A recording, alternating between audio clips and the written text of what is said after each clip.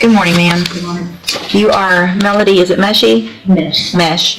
And Ms. Mesh was previously here, entered a plea of guilty to the third-degree felony offense of forgery, as well as the third-degree felony offense of unlawful possession of a firearm by felon.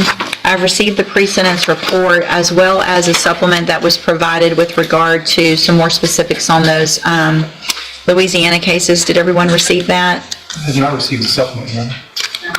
Y'all didn't? Well, they should have. Was it emailed to them? The supplemental thing would have been emailed to them or something, right?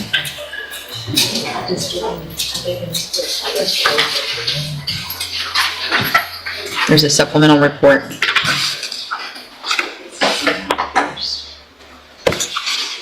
No, it was sent after the PSI. Don't know, but usually they attach us to it.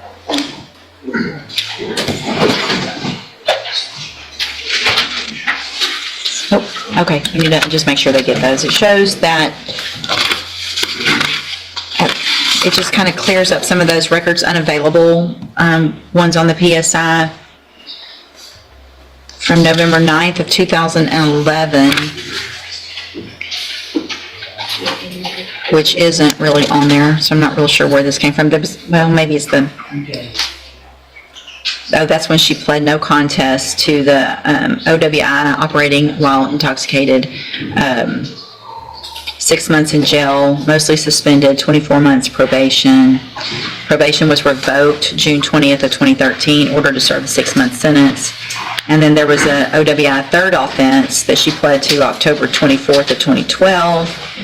Got probation, it was revoked, requiring her to serve the full 3-year term back in 2013. A couple other things that have to do with driving, but those are the main ones that are, looks like, weren't available on this.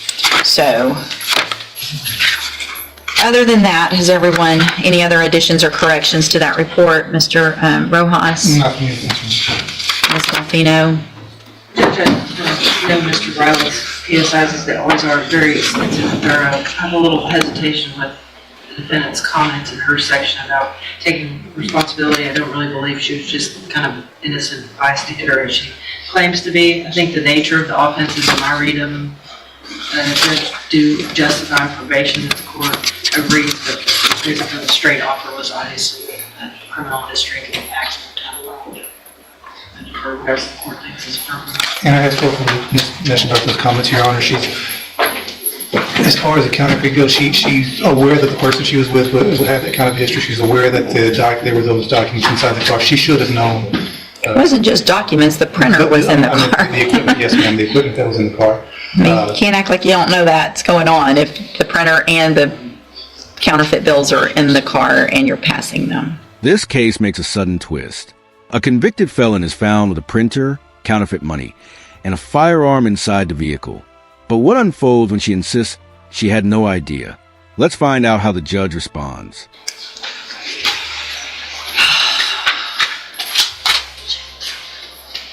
Goodness gracious. Like I need to start today over.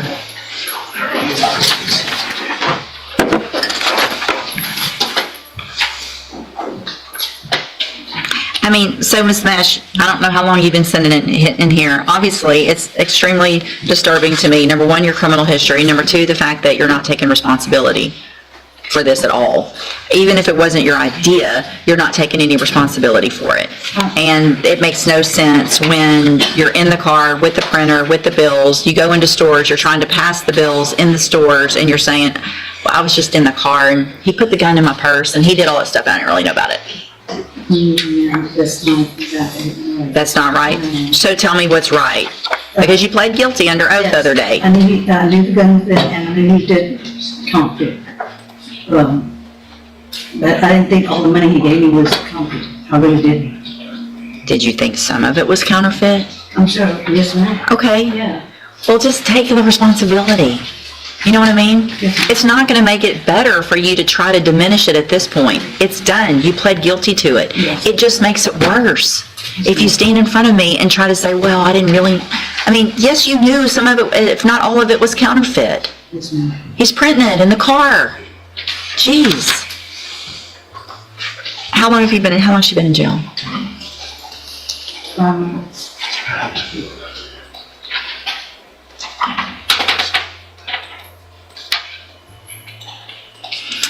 Okay. Where will you live if I let you out on probation? I live in Lebanon.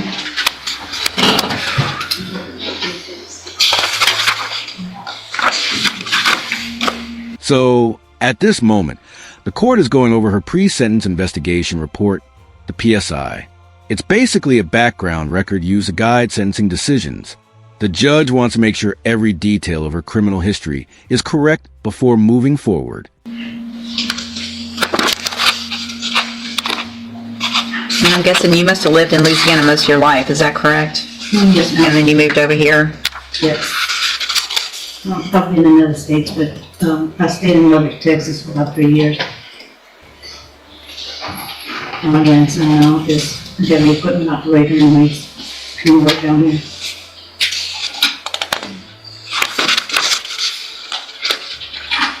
My daughter does cancer treatments in Houston. I saw that.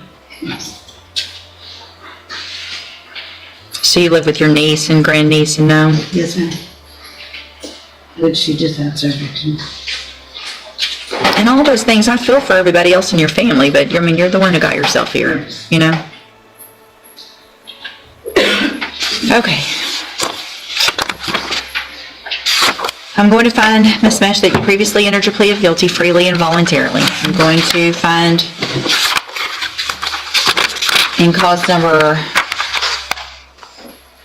24, DCCR 2378, find sufficient evidence to find you guilty, and at this time find you guilty of the third-degree felony offense of forgery. I'm going to sentence you in accordance with your agreement to a term of 10 years in the institutional division of the Texas Department of Corrections, but probate that and place you on probation for 10 years.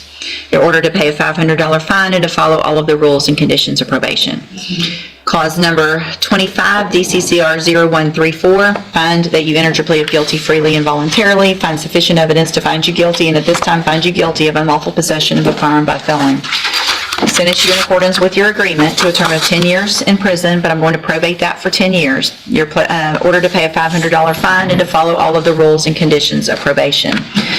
If you do everything you're supposed to on these probations, then for all practical purposes, your case here in court is over. And you'll be able to serve your 10-year term while you're out on probation. And this is where things turn serious. The prosecutor isn't buying her story. He's basically saying, come on, you weren't just sitting in the car. You were involved in the whole setup. And honestly, with a printer and counterfeit bills in the backseat, can you really act like you knew nothing? The other side to that, though, is if you violate any condition of probation, and I want you to understand that means any condition. This is the second time I've said this today, and I feel like I might say it more. You will be on zero tolerance. Your criminal history doesn't really, on paper, you don't look like you should be given this opportunity. Trust Ms. Malfino, her look at the case. I'm going to go follow the agreement, but I want you to understand that if you don't take advantage of this opportunity and do everything you're supposed to, you're going to be right back in here and you're going to be facing those 2 10-year sentences that you've already agreed to. Do you understand? I'm handing you in each of your cases the trial court certifications that shows these were agreements that I followed, and so you've waived your right to appeal. I have also handed you a written admonishment regarding your ineligibility to possess a firearm or ammunition. Obviously, you already know this, but I'm required to read this to you. Because of the judgment entered against you, you're ineligible under Texas law to possess a firearm or ammunition. Imagine sitting in that courtroom right now. If you were the judge, would you honestly believe she had no idea about the fake bills?